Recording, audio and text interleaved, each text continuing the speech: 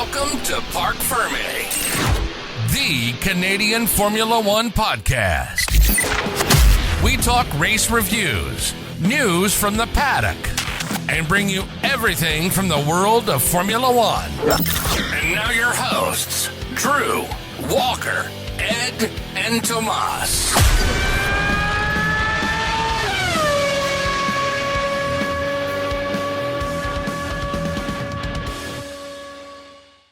Thomas is just happy to be here.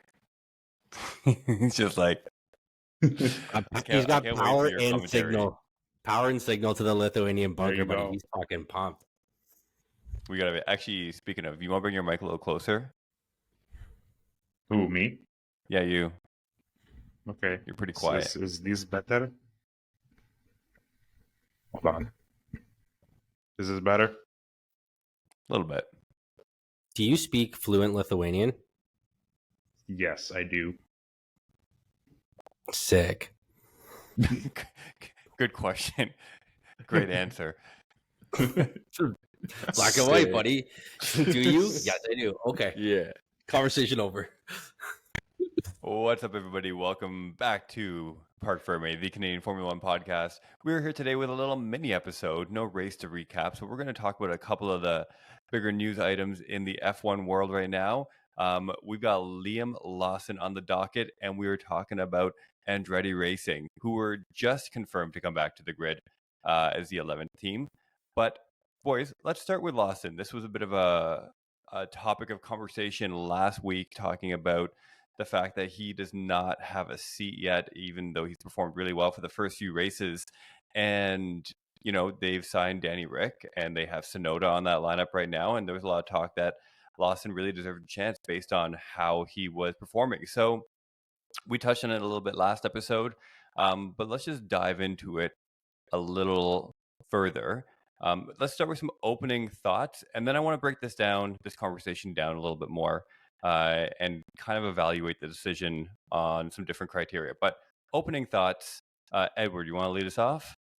Yeah, sure. Yeah, I mean, like, honestly speaking, Liam Lawson is quite a loss if Red Bull or AlphaTauri is not going to be able to pick them up in 2025, being that 2024 it could be a very turbulent season for them. Perez, Ricardo, he can prove himself or whatnot, but yeah, I think it's going to be a miss if they don't lock him in. If Williams might get a chance to grab him, or possibly the new incoming team, who knows? How about you, Drew? What do you think about it? Man, I think Red Bull shit the bed, man. They did Lawson dirty, and by Red Bull I mean Red Bull and AlphaTauri together. They gave him an opportunity to get into a car and show what he's got. And as far as I'm concerned, he is the best rookie. Well, not the other Oscar Piastri. He was a very nice looking rookie coming in halfway through a season in a subpar car, pulling out the same numbers that Yuki's doing with years under his belt now. And I think it would be very stupid for them to not put a little bit more effort into getting him a seat versus having somebody like Danny Rick take up a seat that, long, medium term is not a solution. Like, he was a short-term fix before Liam Lawson was an option. And now Liam Lawson's an option. I just think it was a bad play.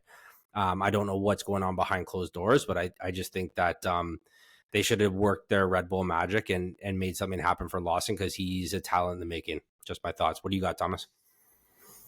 There's not much to add. I mean, I agree with both of you guys. Touching up a little bit on last week's podcast that I listened with you, Danny Rick or Lawson, and I totally agree. Lawson should get the seat. Again, Drew, I think you touched up, but Danny Rick has that marketability. But Liam Lawson, he proved himself. They would be fucking stupid, that's Red Bull and AlphaTauri, not to sign him and just keep him on the sidelines. I really hope he does get a seat and we see him more in Formula One. Yeah, I honestly think I agree with you. It's one of them, Ricardo or Yuki, should get the boot, and Liam should go into their seat, because we've seen that he can do He can race pretty well in such a car. So those are all great opening thoughts. Now I want to break down the conversation a little bit further, and try and put ourselves in the seat of AlphaTauri, Red Bull. What is really the criteria that we are evaluating these drivers on? Right, we have three pretty solid drivers. Lawson is a little bit more unproven. So I want to go kind of criteria by criteria as we talk about this, and maybe we can all take a second to rank our drivers in order. And I want to talk about experience. I want to talk about pure race performance, and I want to talk about the money and the money that they bring to the team, right? So let's talk about race performance. Okay, let's talk with these three drivers. Let's rank them. Let's see if we come to the same decision at the end of this conversation that Liam Lawson should have gotten the seat. Drew, race performance, rank your drivers. Who you taking first, second? Who you dropping? Race performance only. I would Ability, take performance. Yep. and I got Danny Rick, Lawson, and Sonoda. I would take Danny Rick, Lawson, Sonoda. Rick, Lawson, In Sonoda. just straight skill and ability. Yeah. Okay. And that's like, it's so unfair because I've seen so much more of Danny Rick. You know what I mean? And like, I've seen a bunch of Sonoda, but like Lawson and Sonoda are the same in my books. But as far as I'm concerned, like he's just miles behind in terms of time in car. So that's just an unfair advantage that Sonoda has. But I think long term, I think Lawson as well. Yeah, true. Yeah. I'm still sticking with it. I'm saying yeah. So Danny Rick, Lawson, Sonoda on just skill and ability. Okay. Ed? I don't know. I don't feel that way. I'm Lawson, Sonoda, Danny Rick. I think Danny Rick is at the end of his career. He's at the twilight. Looking at it from the past performances that he's had, Renault, McLaren, I think he's done. Like his heyday of being a winner in Monaco, I think it's way past him at this point, and it just doesn't feel like the old Danny Rick we're in. Because like his performance comes also with his attitude towards racing in general and towards with his team as well. He's being bounced around right now, so that's gonna affect him too. We all know how it affected him at McLaren. So how much more can that affect him also right now with everyone saying, "Hey, Liam Lawson is better. He should be given a chance." And here's this guy, Danny Rick, like he's coming off of an injury. Will he actually perform? Will he be another Sergio Perez? We'll never know. But from the way I see it, it's going to be Liam Lawson, Sonoda, and Danny Rick. By Thomas? another Sergio Perez, do you mean the person who's currently ranked second in the Drivers' Championship? No, not Sergio not Perez? not the Sergio Perez I'm talking about in terms of like performance, but I'm talking I know. about like how he's setting himself up in terms of like how does he perform? I'm just giving you a hard time. I'm just giving you a hard Being time. I know. sarcastic, bro. I Yeah. know. But I know. it's nice to know that you felt like you had to defend yourself, though. Oh yeah. Thomas, who do you got? 1, 2, 3. Honestly, I agree with exactly what Drew said. And this was a really, really tough one for me too, because it's like Danny Rick or Lawson. And same argument points as Drew had. I seen more of Danny Rick, and I seen Lawson, and Danny Rick, Lawson, Tsunoda. Those are my top three. Okay. All right. So that was performance. Let's talk about experience. Bro, we didn't Right. get yours, dude. You didn't get my. No one asked me. I'm doing We're it now. asking you right now. Okay. I am going to go with. This is Just tough. skill and ability, baby.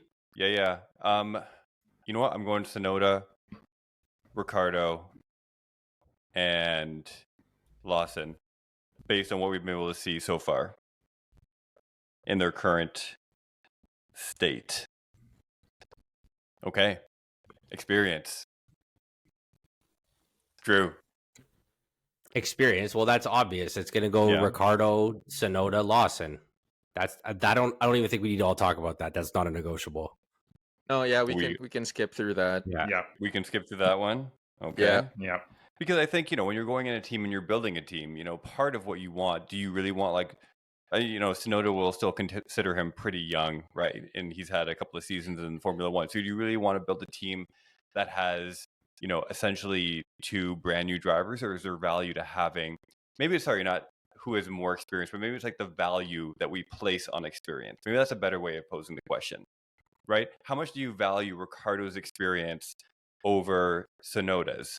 Do you value having an experienced driver on your team to help balance out that enthusiastic rookie energy that Lawson or Tsunoda is going to have? Let's pose it that way. I'm gonna, let's take that and run with it, because I, to be honest, I would actually say Tsunoda is a better person to have as your experienced driver than Danny Rick right now, because I think that Tsunoda's had more time in this car. He's had more time in the middle of the grid. Like Danny Rick's, back to Eddie's point, like, he bounced around to so many teams. I don't even know if he knew what fucking car he was in at sometimes. You know what I mean? Like, I'm sure he got out and was like, oh shit, I'm with McLaren today. That's crazy.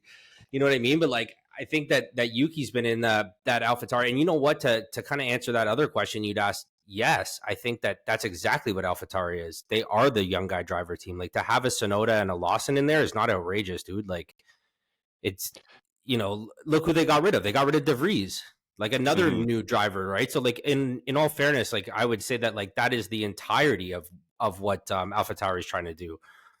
My two cents. So then, do we place any importance on experience in this? Does that play a role? Having that kind of like experienced driver? I think there plays a role for an experienced AlphaTauri driver. Like, I would take Tsunoda as the guiding hand over Danny Rick in this scenario. Okay. So, if you're going to have a young gun come in, like Lawson come in and want to learn from somebody, I would put him, I don't want him to learn Danny Rick's bad habits. You know what I mean? And I'm not saying Yuki Tsunoda is perfect, but I'm saying that like he has more experience in this AlphaTauri and he has more experience at the bottom of the grid being scrappy than Danny Rick does. Okay. Ed? I'm the same. Like, remember Danny Rick before leaving McLaren, like he said in an interview that he wants, if he's going to go back in a Formula One seat, he needs to be on a team that can win races. So that for me alone, just like, he's not looking for something that's like, subpar, which is sort of like AlphaTauri. That's what happened to him in McLaren when their car was not performing really well. Maybe he might have that same mentality again, same performance again with AlphaTauri, because he's gunning for a Red Bull seat. He's not gunning for an AlphaTauri seat. From that point of view, like, I would much rather again go back to Tsunoda, Liam Lawson. That point, I think Danny Rick's done. Thomas? Yeah, you guys said it perfectly. This one's a tough one because I really like Daniel Rick as a person. But hearing your point of views, I agree with you guys. He's not very competitive, and I don't see him being very competitive for this team. I do think Yuki would be the right choice for experience, and I think to one of your points, Yuki and Liam Lawson, that'd be definitely interesting to see the dynamic and how that would work. Ricardo is just at the end of the road, I think, and so I would prefer or I would put Yuki as well in front of Ricardo on this. I think Danny Rick was the better choice before Lawson was the option. Yeah. Right? Like, if Liam Lawson was like a clearly obvious choice and Danny Rick was nowhere seen on the grid, this wouldn't even be a question. We wouldn't even have an introductory podcast. It would just be like, it would have been a no-brainer. But I think they'd already committed enough to Danny Rick that they were like, fuck, like, we made this call like a few weeks too early is really what it was. And then they had an opportunity because Danny Rick got hurt to throw Liam Lawson in. And I think everybody was taken aback by him. Like, he showed up big time in a big way on a big day. And like, it was nice. Like, he took advantage of that one day that Red Bull wasn't on fire. You know what I mean? And like, just showed up and like to have a stat like being the only, rookie driver to outqualify both Red Bulls in a season that's a Red Bull dominant, like that's going to go down as like a little piece of who Liam Lawson is. And I think Red Bull is going to do themselves a disservice, and AlphaTauri is going to do themselves a disservice by ignoring that. And you know what, Drew? Kind of going back a little bit, but Danny Rick does play a role at AlphaTauri, and we all know what that role is: markability. Yeah, he's a We're clown. going to talk about that in a second. My only comment on this is I think, like, are we putting Danny Rick out to pasture a little bit too quickly, a little bit too early?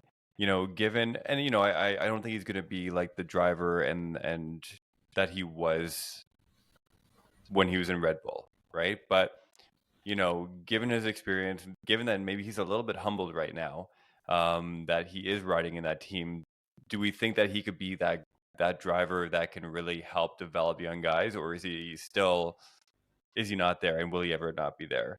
This is a tough one. I'd probably do Sonoda, Ricardo, and then Lawson on this one as well, if I was going to try and rank how I feel about the experience factor in it.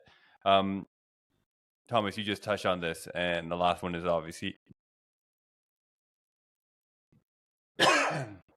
excuse me, fucking choked on something. Mark that one up. Yeah, you did. Choked on that Danny Rick, bro. The last one that we're going to talk about is obviously, Thomas, you touched on it, and is going to be the finances, right? F1 is an expensive sport. Marketability comes into it. Those sponsorship dollars come into it. So how heavily do you weight this in this equation, right? Obviously, Danny Rick, superstar. Sonoda comes with that Honda money. Lawson's just happy to be there. I don't know, maybe he packs his own lunch. I'm not sure, but where are you ranking everybody right now? How would you? I think everybody in AlphaTauri packs their own fucking lunch, bro. I'm still gonna say, for the time being, Danny Rick as number one, just because of his history, marketability. Between the two rookies, Sonoda and Lawson, it's a tough one. Yeah, Sonoda has that Honda money, but seeing what Lawson can do, like that's a huge bonus for Lawson as well, and how he performed. That's where I'm going to stand. I still think Danny Rick won, the most profitable one, brings in the most money. Yuki's close behind, and Lawson, he stepped up to the plate, but he needs more time on the track. Ed? Austin needs to find a sponsor. Needs money. For me. It's Sonoda, Danny Rick, and Lawson. Like, at the end of the day, no matter how you look at it, F1 is about money. It's all about money. Why do you think there are pay drivers? Why do you think we have Mazepin? He brought so much money into Haas. That's the only reason why he was there. Only reason why Sonoda has kept his seat was because of the Honda money. Danny Rick, only the illusion of marketability. We don't know how marketable he will be after the next 6 races that's left for the season. We don't know that. Liam Lawson has nothing. He doesn't bring anything but himself. And possibly, as you said, a lunch. We'll never know. Walker? Yeah, I mean, I think Danny has he has one more good season of being like a superstar in this series. We'll see what happens afterwards if he gets a full season with AlphaTauri, and if he still continues to really struggle, that might hurt his image a bit. But I think until then, he's got such a strong fan base. He's got that personality. He's the guy that you want to go on TV to rep your series, rep your sport. So I think he's bringing it. Similar to what you said, Sonoda has those big dollars from Honda, and then Lawson is again just wants to get in a car. Drew? It's a couple of interesting points you guys brought up, because like Eddie brought up a great point. Like, Danny Rick has an illusion of marketability. And I don't know financially what that money looks like and what that comes with, because the tangible dollars that Yuki brings with Honda, those are real dollars. Like, that's an actual sponsor. We know what's going on. I think Danny Rick has this like Hollywood sensibility about him. Like, he's funny, he's a character, he's got some social clout. People like him. He's on people's podcasts. He's doing radio and commentary and all this kind of stuff. And so he has a little bit of clout that way. I don't know how many actual dollars, as far as sponsorship is concerned, is being dumped into Red Bull. I think, where he was as the reserve driver at Red Bull was probably his most ideal position, because that's collecting like, an arguably like a fraction of a racer's salary without having to do a thing, dude. Like, that is the most ideal. Like, if you ask me to be a reserve driver on an F1 team, I'm your guy. You mean I don't have to ever get in a car? I don't have to ever do anything. I get to walk around the grid, shake hands, high fives, kissing babies, doing my thing, and like signing autographs. That to me is where I see Danny Rick going. Do I think we're pushing him out to pasture a little too soon? Maybe. But he has, like Eddie said, like, he's got the rest of these 6 races, and then we'll see. We'll actually see. Because I think if you're looking for a long, medium-term solution for a team, Lawson's your guy. Like, Danny Rick is a stopgap on the best day. Yeah, well, I don't know if you can be one of these guys who gets to this level and have them be happy to be a reserve driver. I just don't think that's in their he nature, doesn't want right? to be, but I think that's the smart play. You will never find one of these drivers who be like, okay, I'm going to take a paycheck and just kind of like sit in the paddock and, Fair enough, touche. and be happy with it. That being said, based on our highly scientific experiment we just did, I tallied up all the results with these arbitrary points that I was awarding. And based on everyone's votes, our team would have consisted of Danny Rick and Yuki Tsunoda.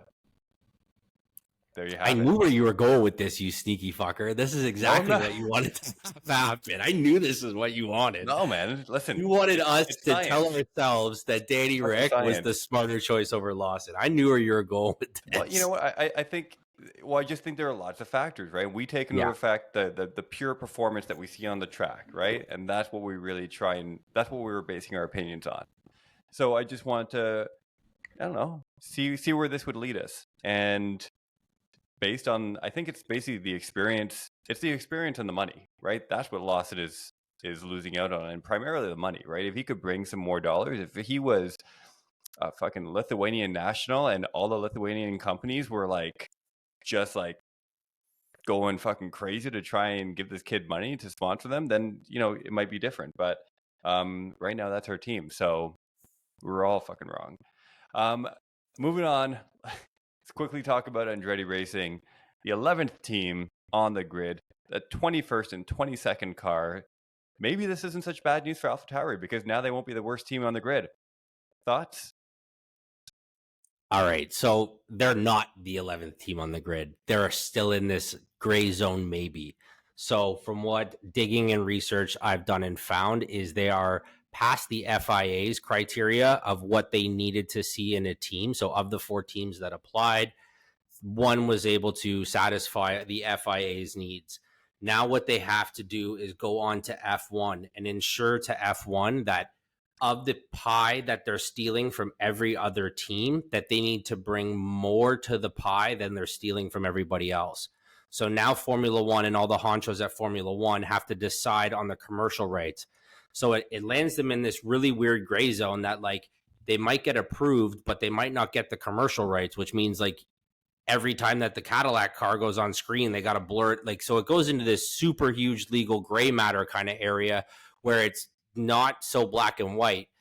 From my understanding, historically, the teams used to go to FIA and the F1 would approve. And if they pass the FIA's approval process, then F1 would gladly welcome them with open arms. However, at this point, we have 10 pushbacks. Not one of the teams has been very excited about having Andretti Cadillac on the grid. So I think after the FIA's approval, they still have an uphill battle. Like, I think in a couple months, we might get a black and white flag for these guys, and I don't think that they're going to be able to hit the grid. But would I like to see it? Yeah. I think we need a little shakeup, having something new to talk about, having some, some new blood on the grid, I think it'd be awesome, man. What do you got going on, Thomas? Um, I'll mix between this. Yes, having the 11th team would be awesome. A huge, awesome mix up. But as you or Ed said, it becomes, in my opinion, I think a little bit too chaotic, too clustered. As you said, 10 or 20. It's such a perfect number. 10 teams, 20 cars. 21, 22. It just feels off. Yeah, it would be exciting. It'd be exciting to see the challenge and everything. But I don't know. If you would ask me, am I for or against it? I'd probably say for. Let's hope they get brought on and shake everything up. Ed? As I said with Sonoda, it all boils down to the dollars. I mean, you can say all you want about bringing in a new team and getting all of these rights and whatnot. Like, remember earlier this year, we had some issues with Monaco with their advertising. If Liberty Media was going to be like, are we sharing the rights or do we own the rights, or are the advertising rights going to be purely with Monaco? So they have to come in with an exorbitant amount of money that the entire grid would share, one. And also they would need to bring in drivers that would also bring money as well, because that'll make it easier for them to actually come in. And it's like, okay, so we actually have something that we're bringing onto the table. Not, as you said, Drew, if they're getting $100 of the pie, they need to bring in 110, 150, or possibly even 200. Who knows? It all boils down to what they can actually bring. How much money can they actually bring to the grid? I think that's why Andretti partnered with Cadillac, with GM, Cadillac, yeah. right? Because they just needed to have that, that war chest of money that would allow them to satisfy the FIA's qualifications for it, which is being able to satisfy a quality car for the duration of at least one championship, right? And to be able to be competitive. And they satisfied that as far as the FIA is concerned, which is, like I said, why they likely brought on the GM link. But I think it's going to be a pissing match between Andretti Cadillac and the other 10 teams on the grid of whether or not Haas or whether or not AlphaTauri or all these, lower end Alfa Romeo even, who's being absorbed. The struggling teams that are already there fighting for cash, they're not going to want to split 10 into 11.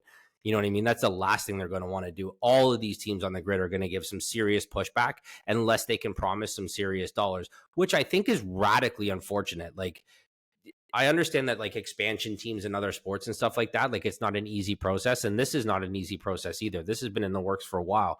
But for them to have, promised and guaranteed X amount of dollars to even get in, then they have to pay the entrance fee and all these hundreds of millions of pounds, like exorbitant amounts of money, ridiculous sums. And I just think that, like, for them to get this far and then having, like, the rug pulled out from under them at this point, I think is super unfair.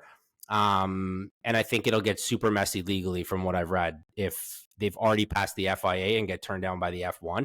And I don't know if F1 and the commercial rights are willing to have this battle. So, I'd love to agree with what Walker said and just say, like, we got an 11th team on the grid, but I think it's going to get a little bit messy before it gets clearer. What do you got, Walker? Well, I'm just going to clarify some of the numbers. So, we're talking about the entry fee, the cover fee, the anti-dilution fee is what it's also known as. So right now that stands at 200 mil. And basically what that happens, that's just to get in. That's just to get invited. And you pay that, and then that gets split up to all the other teams. I was reading recently that they want to bump that amount, that entry fee, to 600 million. So they want to triple it, which, makes it incredibly, 200 mil is already a big number, right? But it makes it incredibly prohibitive for a new team just to get their foot in the door to pay 600. So I bet you Andretti Cadillac wants to get in now instead of, waiting another year or two when it's bumped up. I think they can bring the money. I think from, if we're looking at it from a North American centric perspective, the name Andretti carries a lot of weight. Name Cadillac carries a lot of weight. It can bring a lot of eyeballs. It can bring a lot of new fans.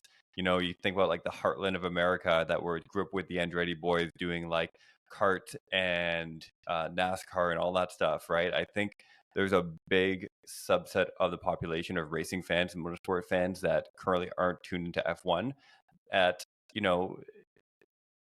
That name surpasses Haas, in my opinion, right? The Andretti dynasty is so strong in the US, and I think it can really bring the viewers and bring the money. So it'll be interesting to see what happens. 22 teams or 22 drivers, 22 cars. Why the hell not? Who cares? It's also an even number. Just for the record, 22 is also an even number. So I just meant even as in good looking and round. I didn't mean like even as in that nullifies half of the points here. The fact that you guys like 20 is an even number. And that's all I got. Basically, my argument is 22 is also an even number. I would just love to see like free practice 1 and 2 and like a quali, Q1 session on like a shorter track like Monaco with 22 cars. Good luck. Maybe they split up Q1 into 2 groups. Oh, like we need another fucking fix up on what's going. Like we're still trying to figure out these sprint races and the tire thing. Like we need this like a hole in the head, dude. All the new fans have no fucking clue about what's going on, and neither do the old fans. We're still trying to. I have friends that are like, oh, so what's Q1, Q2, but then what's a sprint? I'm like, listen, last year it was different, dude. They're like, oh, I'm watching Drive to Survive right now, and I'm like, what year? Like, I don't even know what to tell you right now. Well, where was Danny Rick driving? That's usually where was Danny Rick? What color was his car?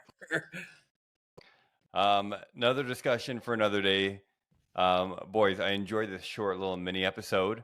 We should do more of them. I think it was good. I like it. Let's just really dig into some of the topics off race weeks.